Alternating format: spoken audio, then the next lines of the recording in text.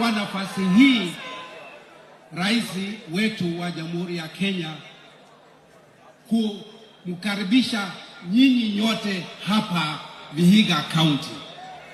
Rais wetu wa Kenya, nasema asante sana kwa niaba ya watu wa Vihiga.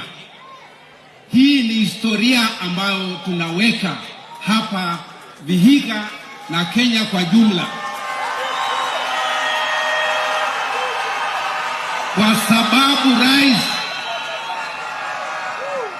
hii ndio mara ya kwanza Kenya tangu tupate uhuru ndio Labor Day imekuwa celebrated outside Nairobi.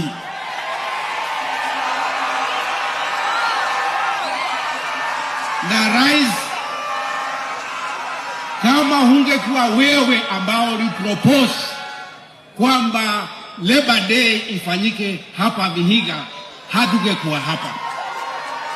Kwa hivyo kwa niaba ya watu wa Vihiga na jimbo la Magharibi, nasema asante sana.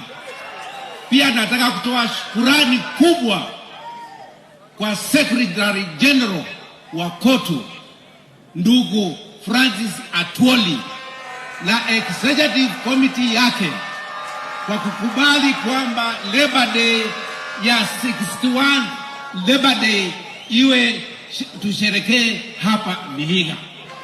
Kwa hivyo nasema KOTU asante sana.